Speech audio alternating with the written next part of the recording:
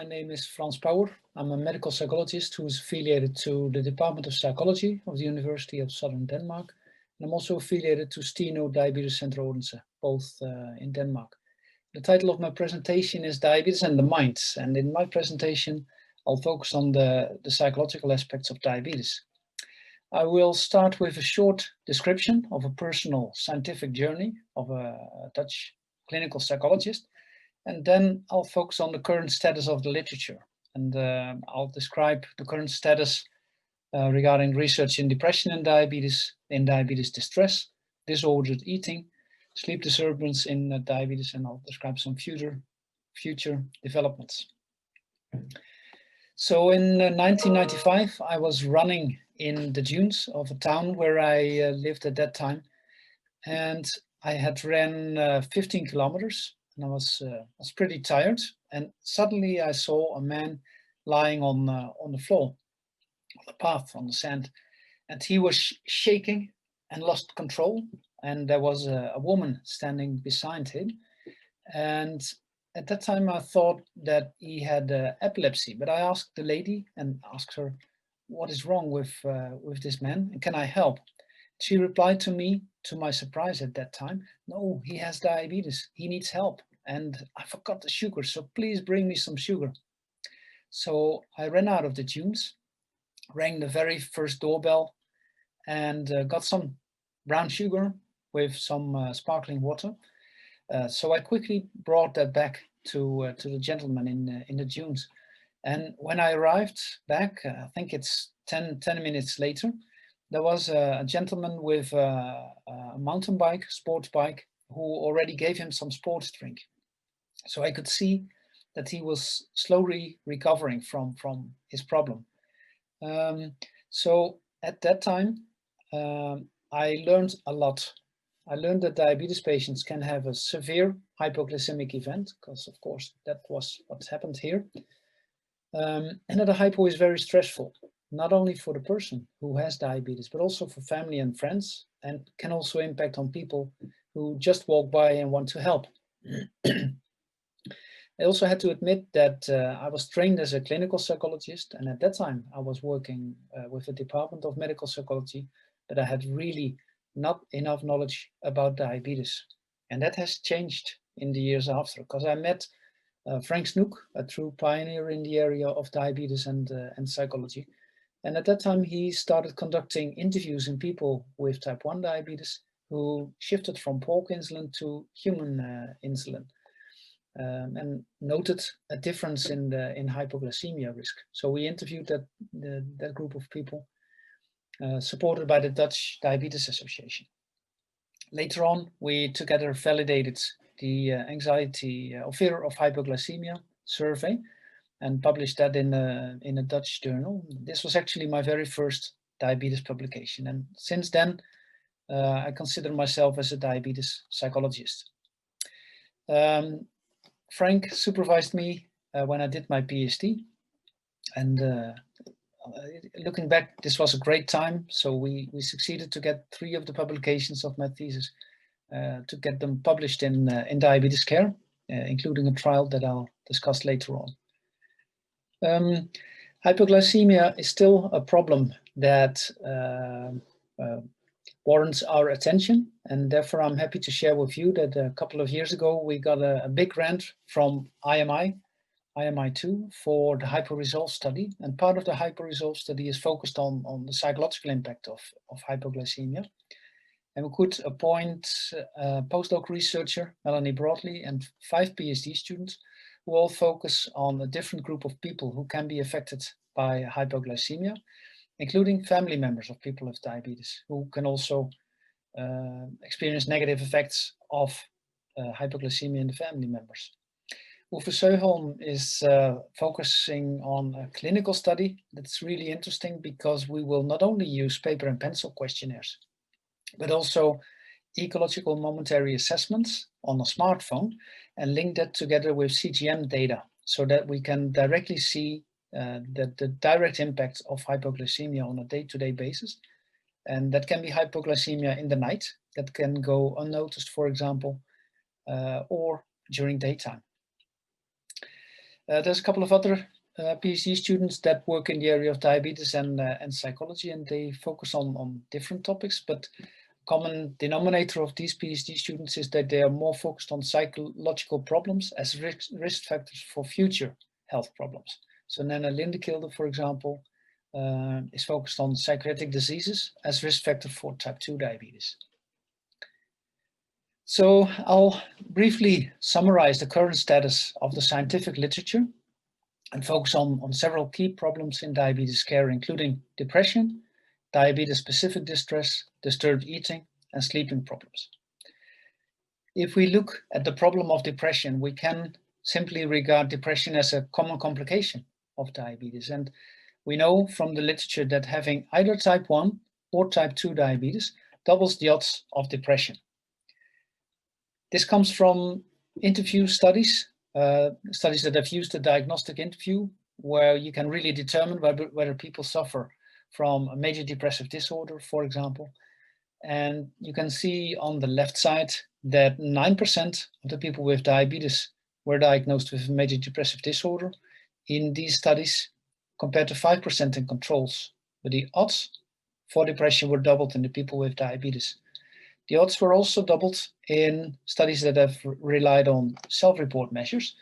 And self-report measures also detect subthreshold depression. So you can see that here 26% of the people with diabetes had an elevated depression score compared to 14% of the control groups. The odds were indeed doubled. This is not only the case in adults. So this is a systematic review by Buchberger et al. Based on 14 studies, and they found that the pooled prevalence of elevated depression was 30% in young people with type 1 diabetes, and the prevalence of elevated anxiety, 32%. And they also concluded that this was associated with less optimal glycemic control. So that's an important conclusion. So basically, this means that if you treat 10 diabetes patients a day or in a week, that approximately 2 to 3 of every 10 patients you treat suffers from one suffers from major depressive disorder and 1 or 2 from subthreshold depression. So if we translate it to a worldwide problem, that means that more than 41 million people with diabetes suffer from major depressive disorder on top of their diabetes. A couple of years ago, we were also interested whether the prevalence of depression is already increased in people with pre-diabetes or undiagnosed diabetes. And in this systematic review, we found that if you compare people with undiagnosed diabetes with those who have a normal glucose metabolism, there is no difference in depression risk. The same holds true if you compare those with undiagnosed diabetes and pre-diabetes, impaired glucose metabolism. But there is a difference if you compare people with undiagnosed diabetes in a screening study with longer existing diabetes. There's more depression risk in people with longer existing diabetes. In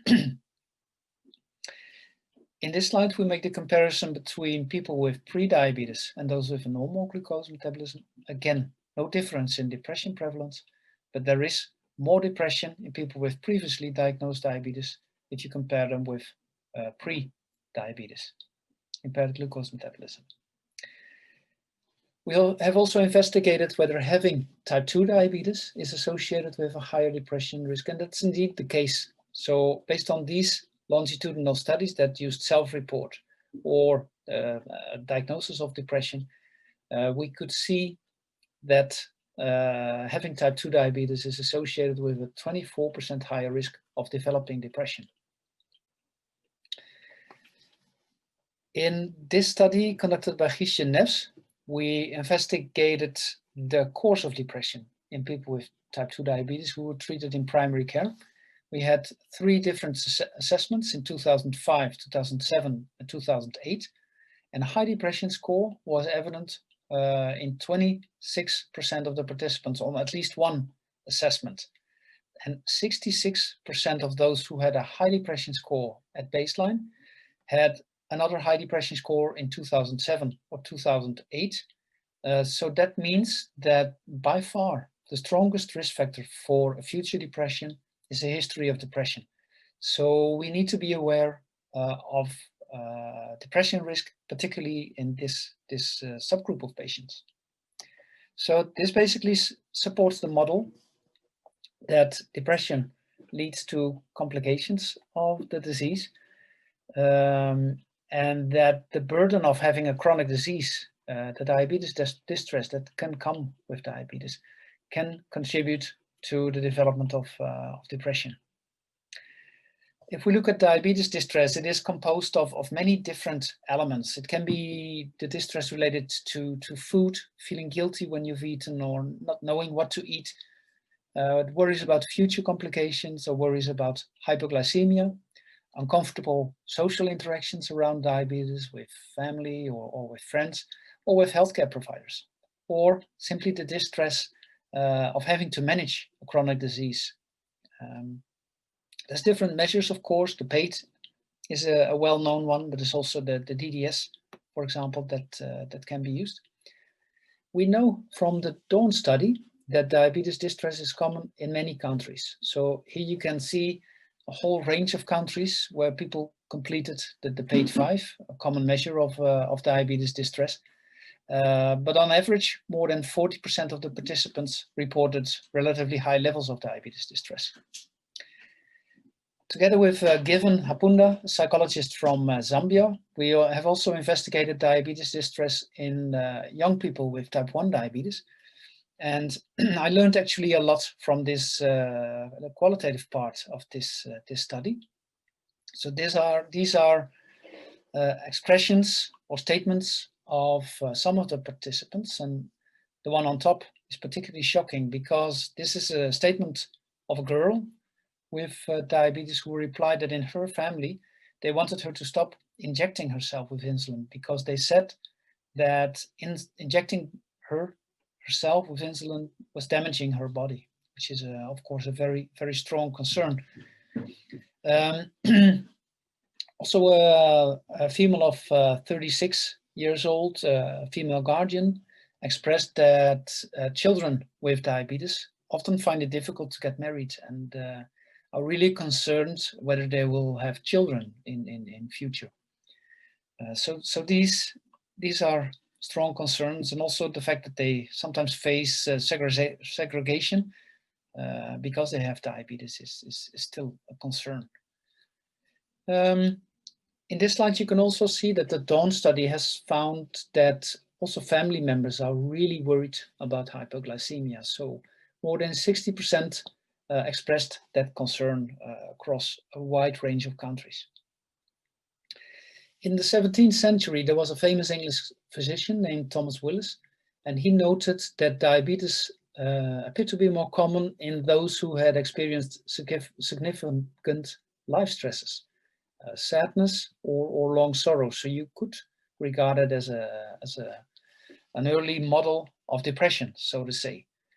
And later on in 2006, we published a meta-analysis based on longitudinal study. And after that meta-analysis, we had to admit that Willis was right.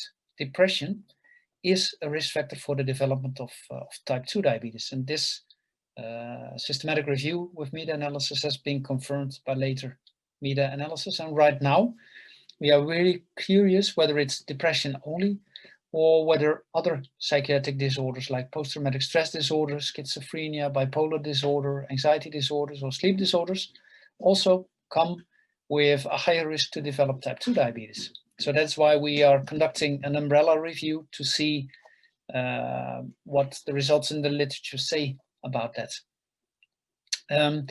We also found in another systematic review that depression in diabetes is associated with a higher risk to develop diabetes complications, and the reverse is also true. So patients with diabetes who have diabetes complications have a higher risk to develop a future depression. Depression in diabetes is also associated with higher mortality rates. So this is the group of people without depression and diabetes, and more than 75% is still alive after 10 years. The group with diabetes only or depression only dies earlier, but the group with both depression and diabetes dies way faster. Almost 50% passed away after 10 years. And in yet another systematic review, we found that based on a large number of studies, that depression is associated with a 46% higher all-cause mortality and a 39% higher cardiovascular mortality based on 5 longitudinal studies. So it's a strong concern, and we know that depression is associated with a lot of self-care behaviors. So depressed people with diabetes kept their appointments less well, have a less optimal diet, take their medication less optimal, they exercise less often, and they check their blood glucose less often. That is what Jeff Gonzalez found in his systematic review. Pat Lussman also reported that depression in diabetes is associated with poor glycemic control, suboptimal glycemic control. So that is probably a physiological mechanism. So indeed, depression and diabetes is a burdensome combination.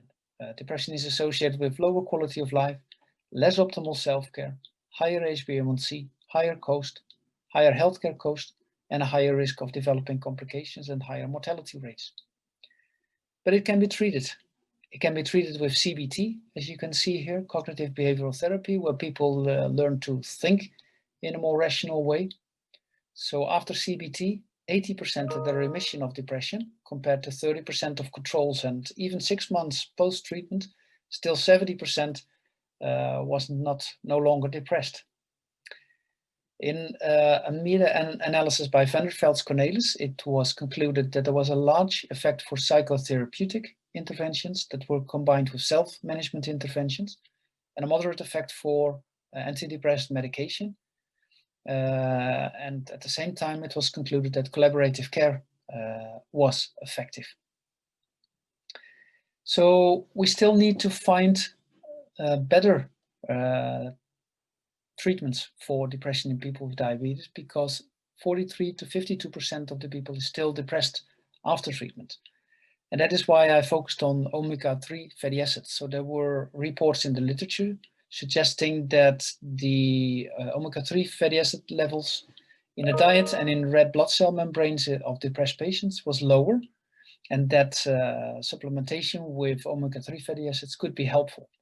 So we tested that in a randomized controlled trial, and we could see that the people in the intervention group took the icosapentaenoic acid, which is an omega-3 fatty acid, and it remained stable in the control group.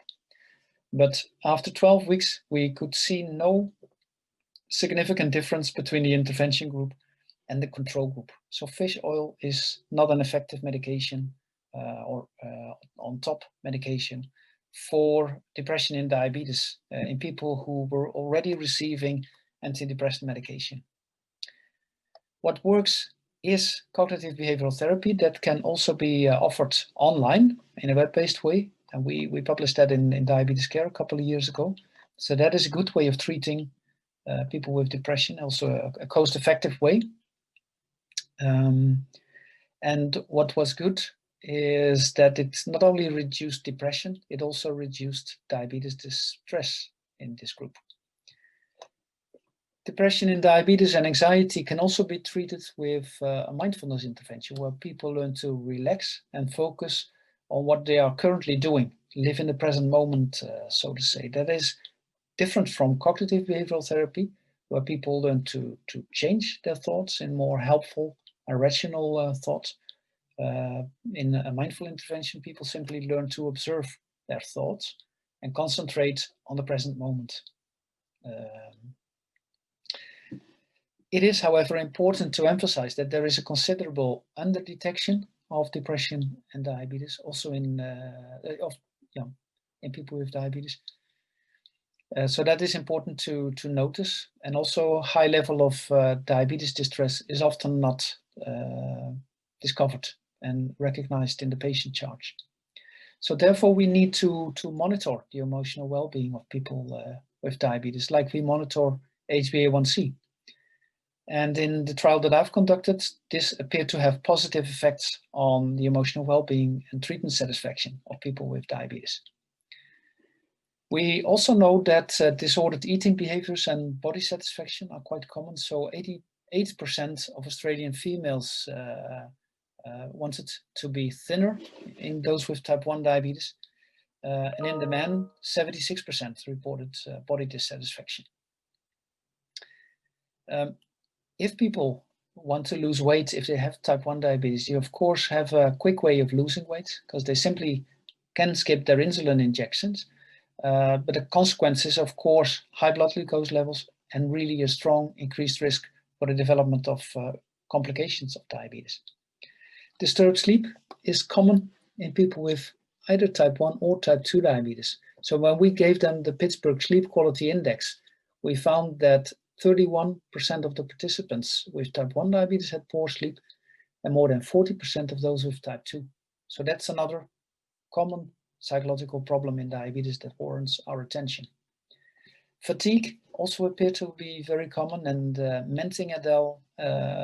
Found a good way of treating that with cognitive behavioral therapy, and they published their results in the Lancet Diabetes and Endocrinology. So all in all, I'd like to conclude that diabetes psychology matters. We know that depression and diabetes distress are really common in people with diabetes and often overlooked, and that can be treated with different psychological interventions, but also with medication. We know that depression in diabetes is associated with poor long-term outcomes. That's important to realize. So these patients are really in need of a good treatment. Thank you very much for your attention and have a good day.